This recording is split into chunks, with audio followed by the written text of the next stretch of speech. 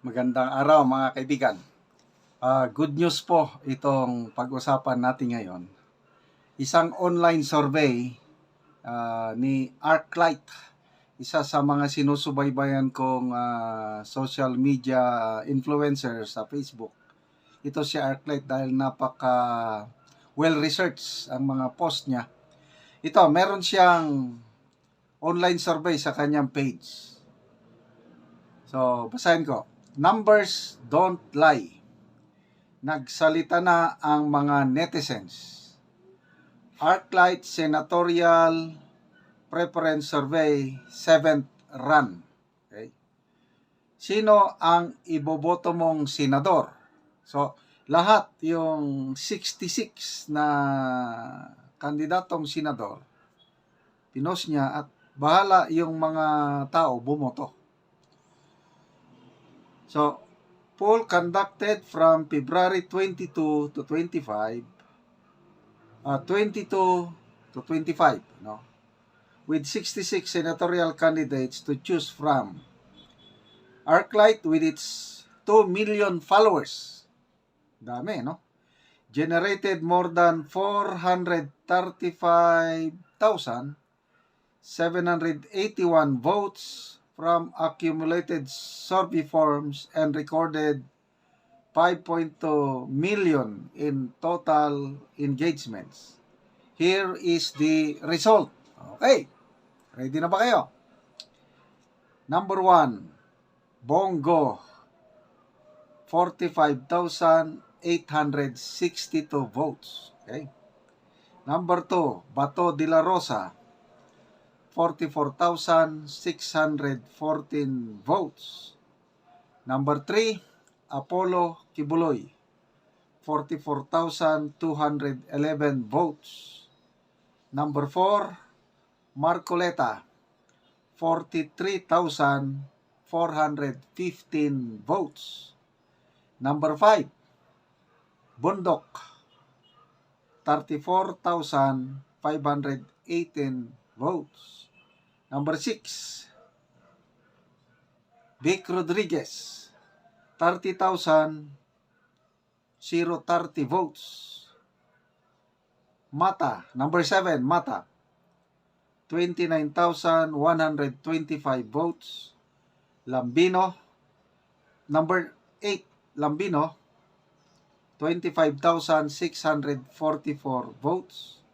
Number 9, Salvador, 25,341 votes. Number 10, Hinlo, 24,562 votes. Number 11, Aquino, this Bam Aquino, 5,144 votes. Number 12, Lacson, 4,468 votes. Number 13, Rebillame, 3,239 votes. Pangilinan, number 14, 2,571 votes. Number 15, Mendoza, 2,552 votes. Number 16, Busita, 2,208 votes. Number 17, Gonzales, 2,125 votes. Number 18, Espiritu, 2,112 votes. Number 19, Cherubin, 2,011 votes. Number 20, Soto, 1,821 votes. Number 21, Tulfo Erwin, 1,277 votes. Number 22, Honasan, 993 votes. Number 23, Pacquiao, 993 votes. Wala, si Honasan is 1,114. And number 24, Marcos Aimee, 961 votes. So, ito po, online survey. So, kanya-kanyang ano lang ng mga tao. Kung ang inyong makita naman, yung SWS, nako, iba naman ang resulta doon. Okta, ibang resulta. So, depende na po sa taong bayan yan. Ako, tinanong ako kanina, meron akong kaibigan, Uncle, pwede bang botohan natin si ganito? Hindi ko na lang banggitin yung pangalan. Wala siya sa listahan ng PDP. Sabi ko, pag-isipan ko pa. Sabi ko, ang siguradong iboboto ko, yung mga mananalong senador na tutulong kay BP Sara sa kanyang impeachment. So, yung sinabi mong kandidato, alanganin ako kung boboto siya sa acquittal ni BP Sara, kaya hindi ko pa ma-sure. Kasi sure na ako, siyam na ang iboboto ko, lahat na kandidato ng Team Duterte, iboboto ko. So, 3. Namimili pa ako ngayon ng 3. Sino-sino sa iba pa, sample. Wala pa akong maisip kung sino yung anyway, sabi ng WR Numero, yung research group na bago lang nagpalabas ng survey, malayo pa daw kasi simula lang ang kampanyahan, kaya marami pang magbabago hanggang Mayo, which I agree. Depende sa sipag ng mga kandidato sa kanilang pangangampanya. Sabi ng isang political strategist, si Alan Herman, 30% daw sa boto pagdating sa senador, makukuha mo sa machinery. Ibig sabihin, yung mga may partido baka, but 70% makukuha sa retail. Ibig sabihin yung retail, yung galing sa pagkampanya, yung sipag. Meron akong mga 4 days ago, di ko kakilala, sinabi ko lang, ang akin lang is si Vic Rodriguez, sabi ko. Then nag-explain ako. Sabi niya, ganyan ba? Oo, ay mabuti. Sabi niya, mabuti kayo nagbanggit ka dahil hindi ko masyadong kilala si Atty. Vic. Sige, iboboto ko si Atty. Vic. So, kailangan lang talaga ako.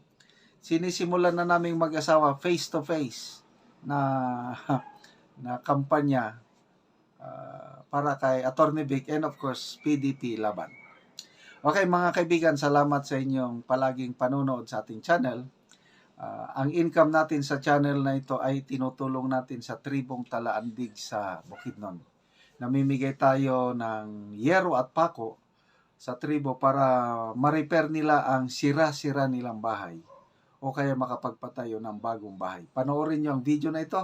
Kabalikat kayo sa pagtulong. Sana ituloy nyo lang ang panonood na hindi pag-skip ng ads.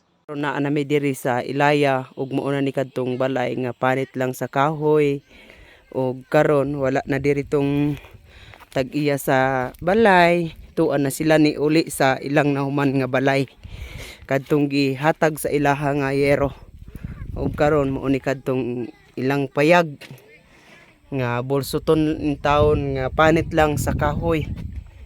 Oo, nga luoy kaayo ang ilang kahimtang. So karon nakahuman na sila sa ilang balay ug akong bisitahon ang ilang nahuman nga balay. Karon mao na ni kadtong tag-iya adtong payag nga luoy kaayo, karon human na sila og balay. Ug mao na ni ang ilang balay. Nga nahuman nila nga hero. Sakat ko sa inyong nahuman nga balay.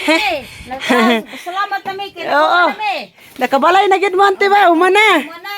Oo. Wa day ulan gyud. Wala na ulan. Wala na mo. Pagtanaw na ko, wala naman mo sa inyong payag nga kuan, kadtong panit lang sa kahoy. Oy, tanawa ang silod. So karon maayo na gyud. Wala sa kuran. Oo. Diri sa kuan. Oo. Ilang banig, sako lang in taon. Og nagbanig na sila kay hapon naman karon. Hapit na mag alas 5. So hapit na ni sila magtulog. Oo, so karon human na gyud ang ilang balay. O karon ante na hapon na mo? Wala pa gyud. Ay sige. Kuan. Tanan sa man yung panyapon. Lutia ra nga gaway kayo. Ay, tanaw natin, ante. Tanawa kay Oo. makita ninyo ang kawan diri sa kuan. Oo. Mo na ni ilang balay. Patay kompa. Og karon mo na ni ang panihapon ilang ante. Ilang panihapon. Unsa man na siya, lutya? Lutia. ma. Oo. Kayo. Oo, sige, yaw nante. Pilang mukha nana, pito ka buk. Pito mo, ngay na lang inyong panihapon. Nana. Ikaw, day, unsa man imong gihimo, day? Baso. Baso nga kawayan, gihimo nimog baso. Oh, kay kulang Wala- ang baso. Wala mo'y baso. Masigo. Tulura ka buk among baso. Kape mi dili masibo Di nga masigo. kawayan. Ang kawayan na lang gihimo. Nagimo nagkuan baso. Oh, baso na lang, nga kawayan yang gihimo. Mga dutag ibit to mga Oo. Oh, karon pito ang magkaon ani, kuan lang in town lutya. Go sa Pila ka buok. kuan gyud, mo gyud ni sa mo ang tribo. Sa sayute. Kung naami makitaan nga sayute. Nakalung. Sa kami sa una ang among panihapon, kuan lang gyud. Paniud to sayute nga linungag. So Baso sa bata. ang ilang baso kawayan. Naanay tubig.